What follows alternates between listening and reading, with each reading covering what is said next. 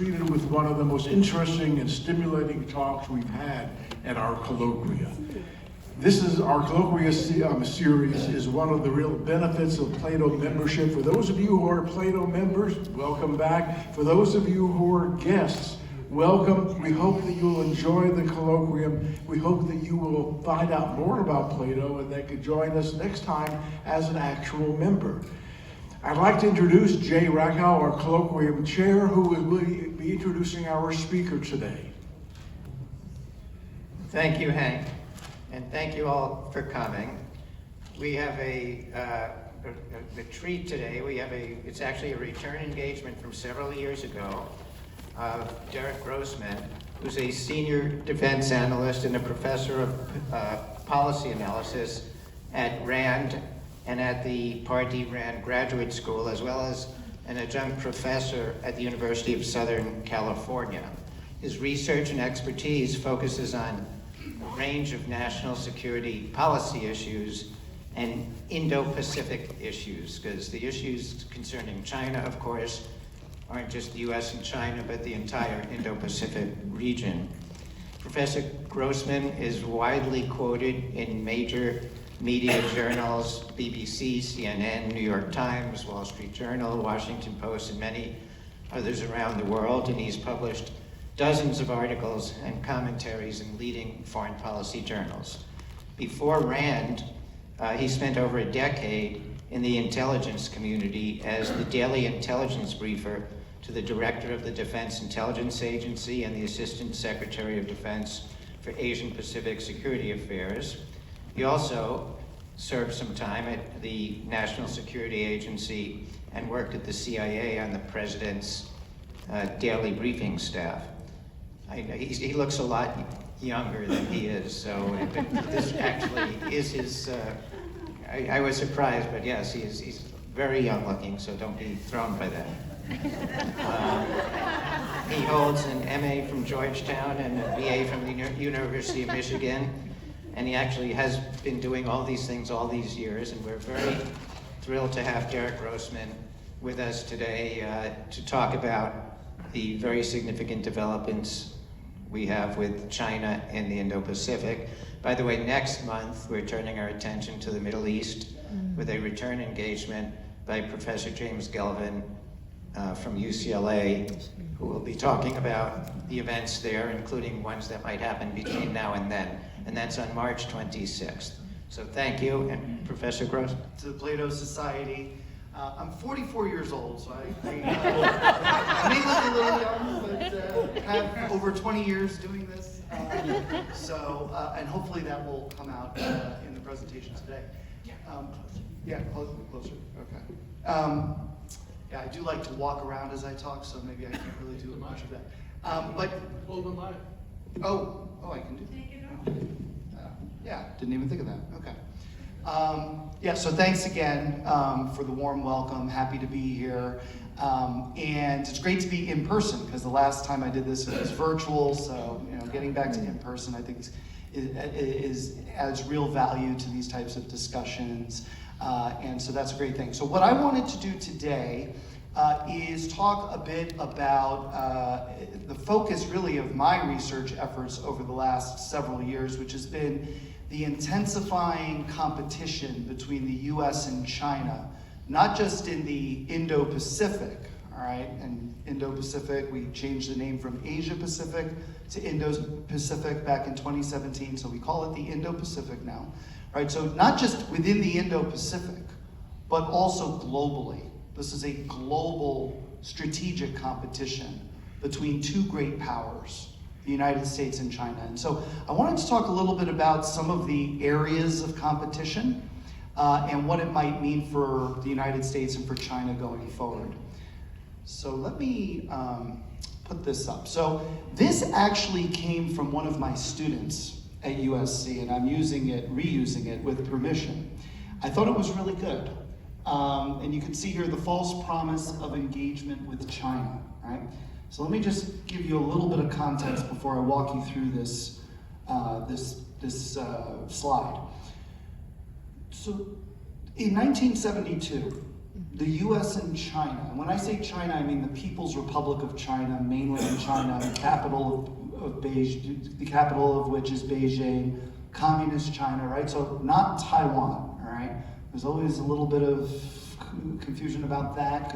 Could he be referring to the Republic of China government on the island of Taiwan? No, right? I'm talking about the People's Republic of China, right? So in 1972, we had then President Richard Nixon go to China to meet with the Chinese communist leader at the time, Mao Zedong. And this really put the US and China on a glide path toward normalizing their relationship. Prior to 1972, there was a period of 23 years. So the PRC was founded in 1949, right? So between 1949 and 1972, there was virtually no discussion between the two capitals, and there was no real economic interaction or really any interaction between them. 1949, that was the Truman administration. At that time, there were critics who said the Truman administration has quote unquote lost China. I don't know if you can ever lose something that you never had to begin with, okay, but that's another story. And of course the implication was we lost China to Soviet promoted communism around the world, right? Mao and the Chinese Communist Party are basically working at the behest of the Soviets. That's pretty lazy analysis, because as it turns out, Mao and the Chinese Communists kind of did their own thing and split from the Soviets later on, right? They never fully thought that they were like an appendage of the Soviet Union or in any way like a, satellite state of the Soviets, right? But nonetheless, we viewed it in the United States as, we cannot cooperate with the People's Republic of China because they are communists. And so for a period of 23 years, from 1949 to 1972, we had virtually no interaction. Then Nixon goes to China, meets with Mao. The purpose of that effort was to triangulate against the Soviet Union, to have a friend or a friendlier country in China that could put some heat on the Soviets.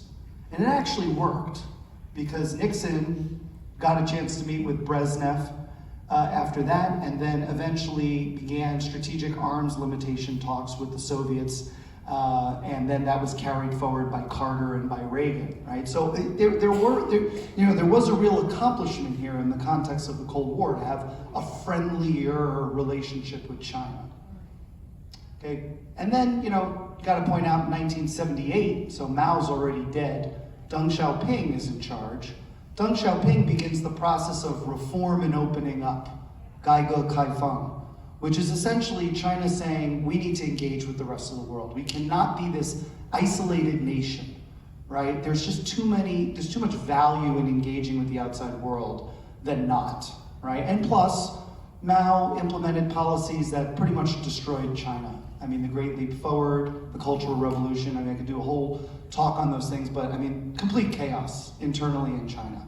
So now that Mao had passed, it was time for Deng to turn more to China, to the United States and to the outside world. So why am I telling you this context? This really set the stage for the US and China to interact more with each other. And ultimately, the United States decided it was in its own best interests to de-recognize the Republic of China government on Taiwan, who had been our ally, who we believed was the true China, okay? We de-recognized them in favor of the People's Republic of China. And this was pretty tough because, the ROC, the Republic of China government, was actually on the United Nations Security Council as a permanent member. They wielded a veto vote, right? We said, nope, we're not gonna recognize you anymore. We're gonna put the PRC on in your place.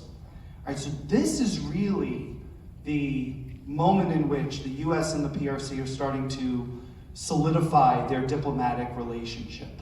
And it really is at the expense of Taiwan. Today, Taiwan is a country that we don't even acknowledge as a sovereign independent country. We don't have an official relationship with them. That's all because we have decided to favor the PRC because of the future possibilities with the PRC versus the ROC, all right? So into the 80s and the 90s, economic interactions between the US and the PRC boomed, Okay, and the relationship mostly flourished. There were a few hiccups along the way. Of course, Tiananmen Square was a huge one, more than a hiccup, right? A major challenge in the relationship. But you know, President George H.W. Bush at the time, he understood that what China did at Tiananmen in 1989 to roll in the tanks and crush the student-led protest was wrong, and that China should be sanctioned, and they did sanction China.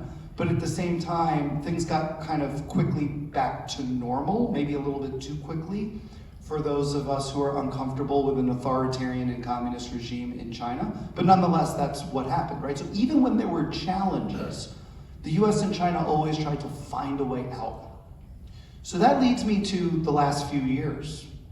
In the last few years, you've had a number of folks, especially those who were there at the inception, you know, like there in 1978, watching reform and opening up, and kind of thinking the best about China. Like, yes, it's authoritarian, yes, it's communist, and we don't expect them to become democratic, we don't expect them to become capitalist, but maybe it'll be sort of this like friendlier, gentler Chinese regime in the future. All right, let's try to engage them with that idea in mind. And a big moment for this was in the year 2000, when the Bill Clinton administration helped China get into the World Trade Organization, the WTO. That was enormous for China, because now China had membership in the WTO, which gave it the keys to unlocking a lot of trade relationships around the world. All right, without that, they would have continued to struggle. But now, with US support, they're being integrated into the international community. And by the George W. Bush administration, okay, they're talking about the need for China's rise to be a peaceful one. And China repeats this back to us. Yes, we have a peaceful rise. We mean nobody any harm, okay? And the slogan, China needs to become a quote-unquote responsible international stakeholder, is something that begins to take hold, right? If we're gonna help China with the WTO, we're gonna help them build up their economy, right? They need to also be responsible. So now let's get to this chart. Okay, the false promise of engagement. So everything I just said sounds like it didn't happen, right? Because it didn't. Okay, the first step is you engage. Engagement. Let's try to interact with them more diplomatically, economically. Militarily is going to be tough because we don't trust them, but we can at least do the first two. And then at some point, there's going to be some economic change in step two. They're going to become sort of like more liberalized economically, not as dependent upon state-owned enterprises, right? State-run functions. But of course, that's the hallmark of a socialist system run by a communist party. So that in and of itself is kind of naive, but this is accurate. This is like what we hoped for. And then, this is even more naive, step number 3, eventually that will lead to some sort of political liberalization. Okay? The Chinese have studied the collapse of the Soviet Union far more closely than we even have. And they know that when you do economic liberalization plus political liberalization, okay, so you do perestroika and glasnost simultaneously, it ain't gonna work. It ends in the collapse of the regime.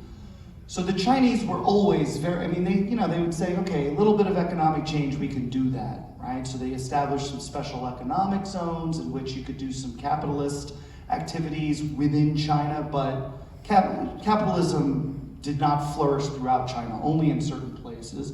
Very limited, very incrementalist approach. And then on political liberalization, they didn't just say no, they said, hell no, it's not happening. Because we know that the Soviets did that and it didn't work. All right, but then, but again, this is the false promise, right? And then by step 4, you kind of back that up with US diplomacy and military power. And eventually, by step number 5, you have China a liberal and cooperative partner. This is the dream of US policymakers over the last few decades, since 1978. How do we get China to be like almost, not like us, because we know that's not gonna happen, but more cooperative and more liberal? I think the best example today is actually still in the Indo-Pacific. It's Vietnam, right? Vietnam, right? Still an authoritarian communist regime. The Vietnam War wasn't that long ago. All right, and yet we view each other as very close strategic partners, and we do a lot of things with each other, right? That is what we want China to become, but it didn't happen. And you even had folks who were kind of like, again, like true believers in this, okay? And I'll actually name names. People like Kurt Campbell and Eli Ratner. Kurt Campbell was President Biden's first and only Indo-Pacific coordinator. Okay, so he served in the administration, later became Deputy Secretary of State. And then you had Eli Ratner, who was the Assistant Secretary of Defense for Indo-Pacific Security Affairs. These are folks who, in the early 2010s, believed in this for the most part. But then in 2018, they write an article in Foreign Affairs that's called The China Reckoning. And it's what it sounds like. They don't say that they were wrong, but they say our strategies failed and we need to pivot to something else. And so now we have basically said, this is over. It is now game on against China. It is strategic competition. It is great power competition among every different aspect of our relationship. One quick point before I move on. We now have the second Trump administration. It's early days, so we don't know what the policy is going to look like in the future. Trump's first administration certainly was hawkish on China and not involved, not kind of buying into this. But Trump today continues to say things like, I want to have a great relationship with China, I want to meet with Xi Jinping. He invited him to his inauguration, let's not forget, a little weird, but okay. So things like that, right? Who knows, right? There may be some sort of reset in U.S.-China relations, just like it seems like there's going to be a reset in U.S.-Russia relations after they try to resolve the Ukraine conflict and other things in the relationship. All right, so a lot of this is still kind of TBD, all right? We may get back to attempting engagement with China, but for the last, I would say, at least 10 years, that has not been the case. Okay, now, here are the intensifying areas of competition as I see it. And I always get somebody who says, but what about this or what about that? It's not on your list, right? Usually things that people point out are subsets of these 5, okay? So here they are: economic, diplomatic, security, technological, and ideological. And I'll go through each of them fairly quickly so that I can get to some Q&A. But on the economic side, right, this is the thing that stands out the most. Now, this is a little dated. It's from 2021. I'll show you an up-to-date chart in a second. Okay, but back in 2021, the thought was China's economy will eventually surpass our own as measured by gross domestic product, by GDP.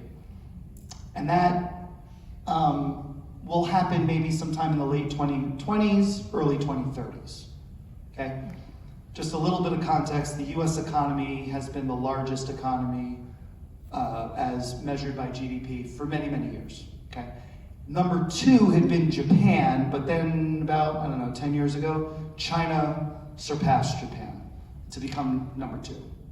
And again, if you look at this, you think, well, maybe China will become number 1, especially if we don't get our own economic house in order, right? Our own political house in order, I think, right? And China continues to come out with these 5-year plans that are very, very specific, and they stick to those plans to a T, okay?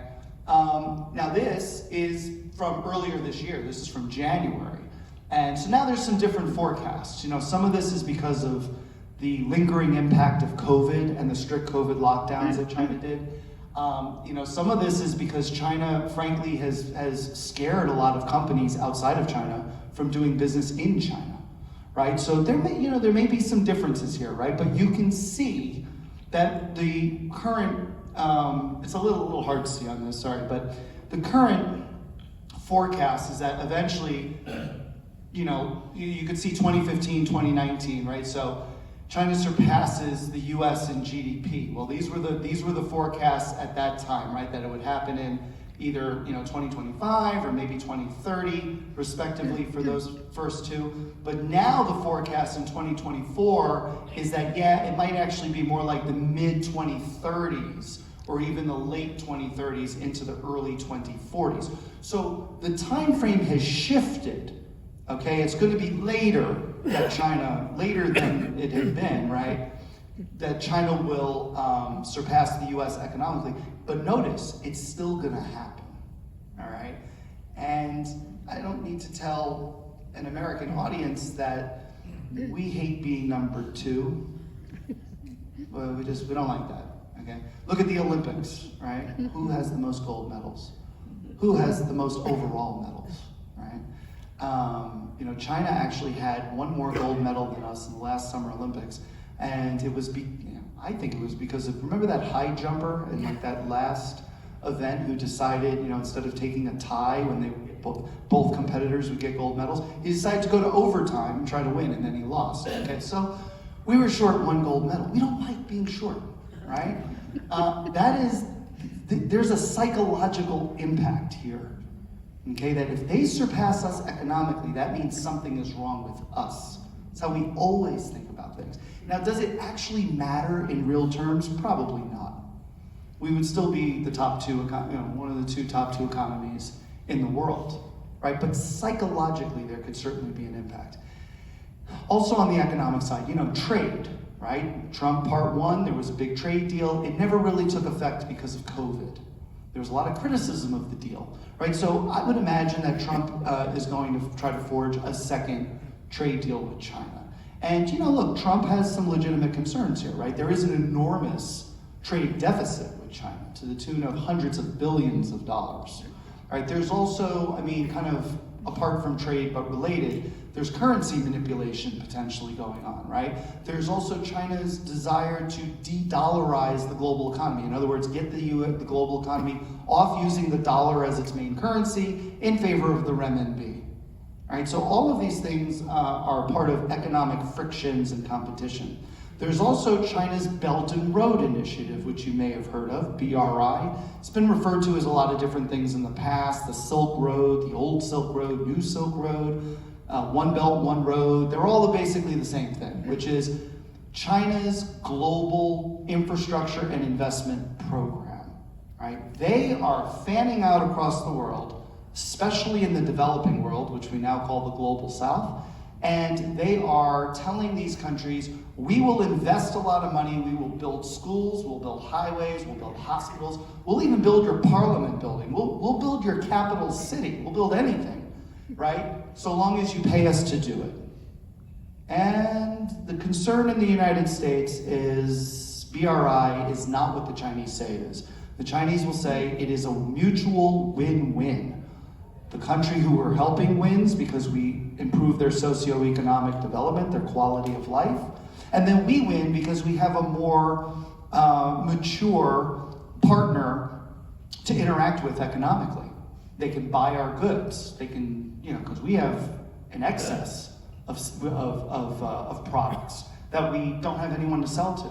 So it would be better if, we helped, for example, build up Cambodia, so Cambodia can buy more of our excess products, right? So they're saying it's a win-win. In Washington, D.C., the consensus is this is not what China says it is.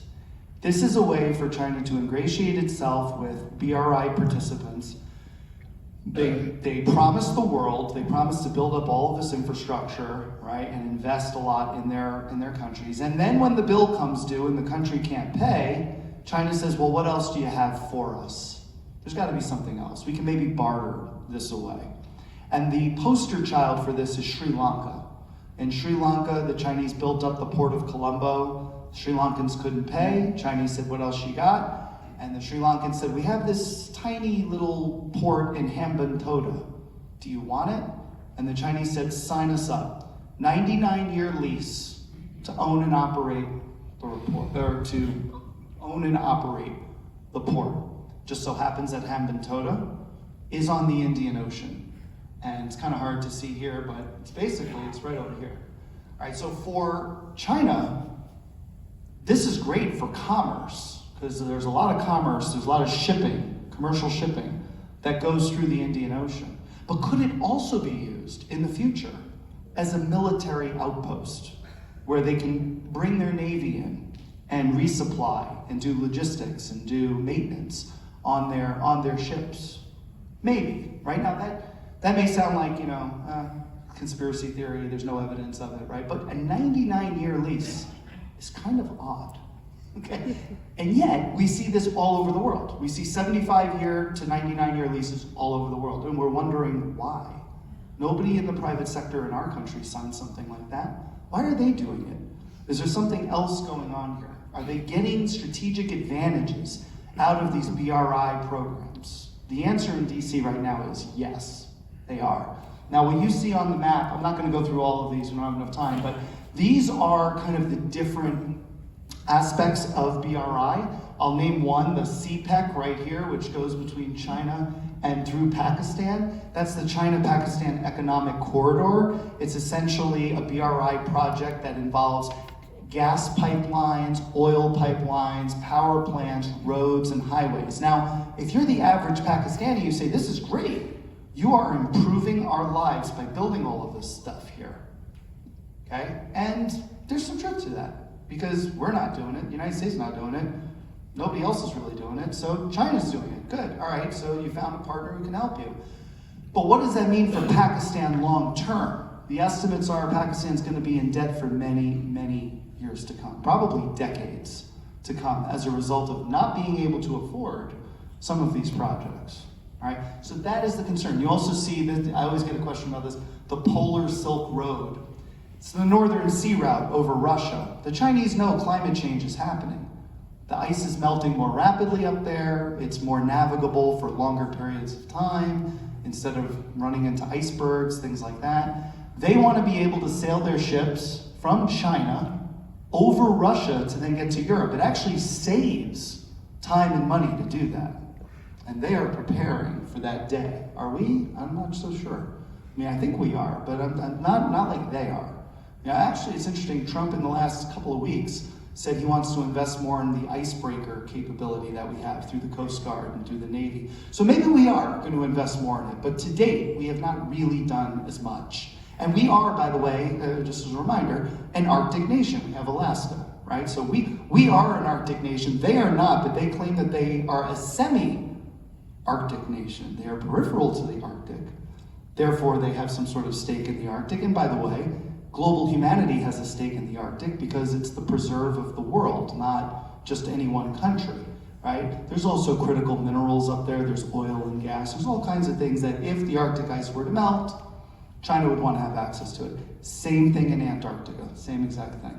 All right, so China's thinking longer term. Notice this says Maritime Silk Road. It's a little confusing. Roads are maritime transit ways, and belts are roads. I know that's really confusing, but that's what it is. So and if you hear belt, it's roads and highways and rail that they're building. And if you hear road, it's actually the transit routes via sea. Okay, so that's just a little bit about the economic side. On the diplomatic side, all right, serious concerns, right? Nobody wants to get caught up in great power competition. Okay, everyone wants to try to stay out of it, stay neutral, stay non-aligned, right? Because if you pick one, then you gotta deal with the other. All right, so what does the US have at stake here? Well, we want to have as much diplomatic support for our initiatives as possible. And we also want to protect Taiwan to some extent, because Taiwan has very few diplomatic partners left. We recognize the PRC over the ROC, but we still have a soft spot in our hearts for Taiwan. And we want to ensure that they have some diplomatic breathing room. And we don't like that the PRC continues to pick off Taiwan's diplomatic partners. So that's a big part of it for us. For the Chinese, it's the opposite. They want to try to pick off the remainder of Taiwan's 12 diplomatic partners worldwide, and they want to be able to go to the UN and have full agreement among everybody for their initiatives, right? They know that the US is probably going to oppose them. They know that countries like France and Britain are going to continue to oppose them, right? But if they can get the vast majority, if not all, of the global South to agree with their pragmatic vision of the world, which is to improve the socioeconomic development of everybody simultaneously, then they're going to be in much better shape. Then there's the military dimension, all right? And I could talk a lot about that. I mean, Rand does a lot of work on this stuff. But the bottom line here is that we have serious concerns about the improvements we've seen, not just in the military equipment that they use, okay, and that they're rolling out constantly, all right, in parades like this, all right, but also in the professionalization of their services. They've actually added new services in recent years, right? So it used to be that the PLA, the People's Liberation Army, was primarily, if not exclusively, a ground force. Okay, and that, by the way, is not uncommon. Most countries, their militaries are ground forces. Okay, but China, if it wants to deal with the US interfering with Taiwan, or deal with the South China Sea, or deal with the East China Sea, right? A lot of these are going to be air and maritime conflicts. So what has China done? Well, they've improved their People's Liberation Army Air Force, their PLAF capabilities and training. They've also improved their People's Liberation Army Navy, their plan capabilities, right? And all of this is, and it's across the board, right? I mean, it's like, let's take the Navy, for example. Actually, now their Navy and number of assets has eclipsed the US Navy. And they have more naval assets. In other words, more naval platforms, ships, right, than we do. Now, does that mean that we would lose a conflict against them? Not necessarily. Numbers are something, but they're not everything. It's not just the numbers, it's how do you use it, right? And we are far more professionalized in naval combat than they are, but they are catching up. They're constantly exercising, and they are learning from being a more integrated force with the Air Force and with the ground force, and then also the rocket force, the PLA rocket force. So the PLARF, kind of a bad acronym, but yeah, they are involved in maintaining the ballistic missile inventory of China, and some of those can be nuclear-tipped missiles, right? So when we think about a potential conflict over Taiwan or in the South China Sea, I mean, this is what we're dealing with. We're dealing with a China that is more confident and more capable to do things. And then, when we look at this, so this is the first island chain and the second island chain. We look at this and we say, this is marvelous, right? We have US military forces deployed all throughout Japan, of course in South Korea as well, although it's not part of the island chain. But we have forces deployed throughout Japan, in Okinawa, not in Taiwan per se, very small number. We kept it quiet for a while, but it's out there now, that we have like 150 Marines or something there, right? But then in the Philippines, and all the way to the south, we don't have permanent access to their bases, but we have rotational access. So when we look at this, we say, if there's ever a conflict, we are right there, and we can deploy quickly and capably. And then if the first island chain doesn't work, we got the second island chain. And the second island chain, places like Guam. Guam is US territory, we don't have to ask permission to operate there. Right, there's not pictured on the map, but also important is the Commonwealth of the Northern Mariana Islands, CNMI. There's also American Samoa in the South Pacific. These are all territories of the US. We don't have to ask any mother may-I's there. We can just operate there militarily, and we are. And then we also have a bunch of countries over here, Federated States of Micronesia, Palau, and Marshall Islands. They're all sovereign countries, independent countries, but we have unique agreements with them to deploy military forces if ever needed. So we have a fallback plan if the first island chain happened to not work out for us. And it's important to mention that a lot of the military modernization that China's doing pertains to being able to project power farther away. So longer ranging missiles, longer ranging fighter aircraft, longer ranging bombers, longer ranging submarines, longer ranging surface assets. I mean, everything is going to be longer ranging. So now we have to wonder, are we sitting ducks in this first island chain? And do we need to move out to the second island chain? But how do we maintain lethality while doing that? Not an easy thing to do. From China's perspective, so we think, we're in pretty decent shape. We have some challenges, but this is positive, right? China looks at this and says, why is the US military just off our shores? Why won't they leave us alone? They're trying to contain us. Think about it this way. If you looked off the coast of California over here, right, and you saw Chinese military deployments, you know, in, I don't know, what's the... Catalina or something. Well, that's maybe an exaggeration, right? But you see what I mean, right? If the Chinese were deploying somewhere near us, let's actually use a more kind of reasonable example. Let's say Mexico, all right, who decides, you know what, we don't like that you're forcing us to call the Gulf of Mexico the Gulf of America. We're just kind of annoyed with you right now. Maybe we'll let the Chinese set up a base in Mexico. Do you know how apoplectic we would be in our political discourse? Remember when the Chinese spy balloon went over the United States a couple of years ago? Gotta shoot it down, right? Can't allow this, right? We go pretty nuts when it comes to this stuff. So China's point is, well, why are you doing this to us? Why? We're not doing it to you, right? But we will do it to you if you continue to do this to us. So there have been reports about the Chinese, getting pretty close to Hawaii, for example, doing patrols near Hawaii.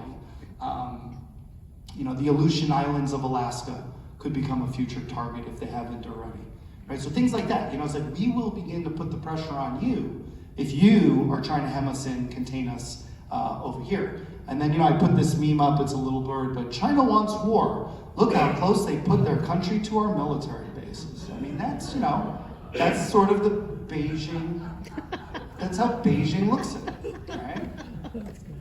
Okay. And I mentioned Taiwan, but I mean, really the kind of guiding star of Chinese military modernization and professionalization is to be able to launch a successful amphibious landing attack against Taiwan. Basically conquer Taiwan, right? But the problem for China is, number one, they got to expect US military intervention. Maybe under Trump they don't, I don't know. But for now, at least, they kind of expect it, that the US military will intervene, probably in concert with its allies like Japan and Australia. So it's not just going to be you're fighting Taiwan one-on-one, you're going to be fighting other countries too.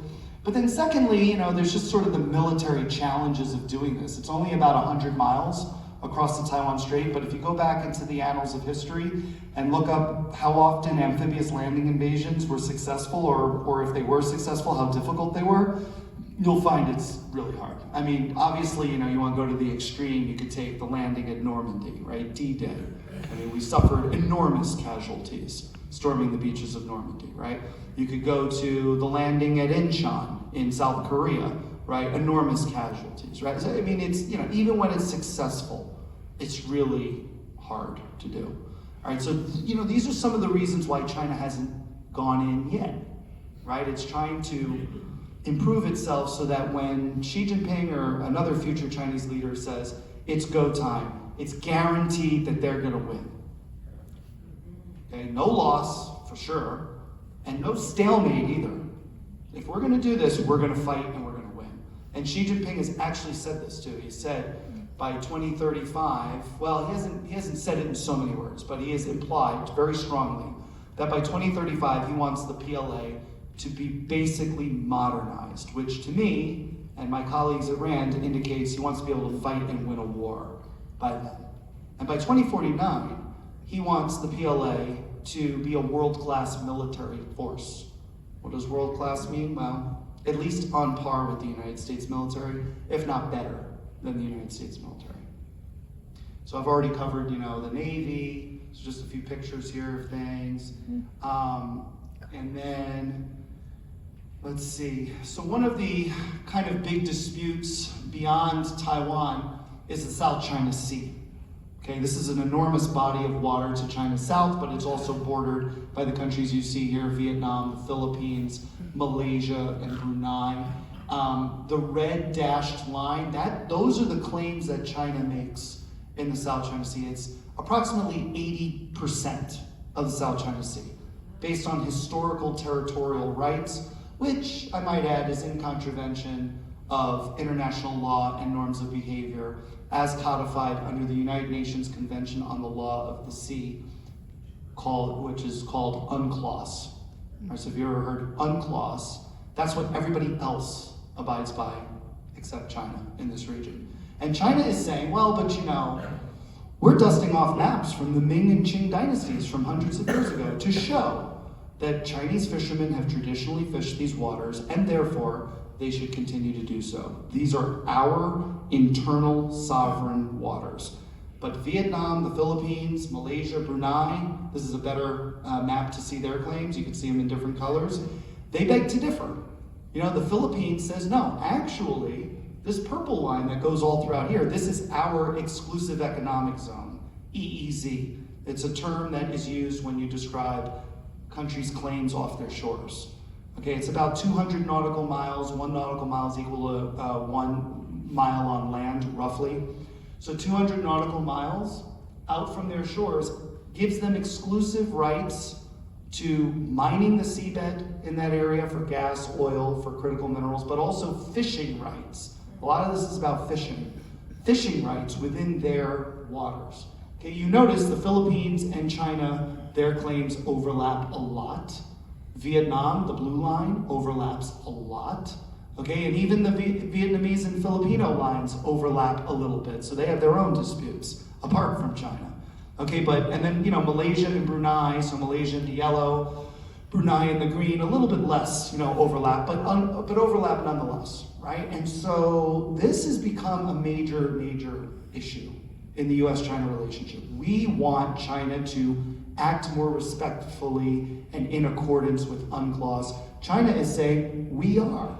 It's just that this is our EEZ, and it's not.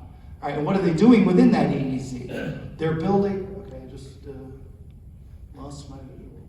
Oh, that's good. Sorry. Hopefully this will work. Oh, is that right? Oh, there we go. Okay. Well, so what are they doing with? I don't know why I came to go full, but so what are they doing in some of these disputed areas? They are literally building artificial islands and military bases on these territories. This is an example in the Paracel Islands. You can see a runway there. There's a bunch of other military facilities. They have deployed surface-to-air missiles there in 2016 temporarily. They've said, you know, we're not militarizing these places for offensive purposes. We're simply fortifying what is already ours. We're defending what's already ours, which is a distinction without a difference for us. This is in the Spratly Islands of the South China Sea. This is Fiery Cross Reef. They've completely militarized it. They've landed, they're yet to land fighter aircraft there, but they have hangars that clearly are designed to fit fighter aircraft. So if and when they decide to make the move, they already have the infrastructure in place. They're also using Coast Guard ships that look like this. Does this look like a Coast Guard ship to anybody? I don't know if anybody's familiar with the Coast Guard, but this is a naval ship, a gray-hulled ship painted white to impersonate a law enforcement vessel. It is not. Okay, and they also have a fishing militia. And yes, you heard me correctly, a fishing militia. These are real fisher people, okay, who know how to fish, who fish for their livelihood. But then kind of as a moonlighting gig, they're handed a firearm and they're handed surveillance equipment and they're given some training by the PLA Navy. And they're told, go out there, and if you see, when you're on, in a public space, you see a sign that says, if you see something, say something.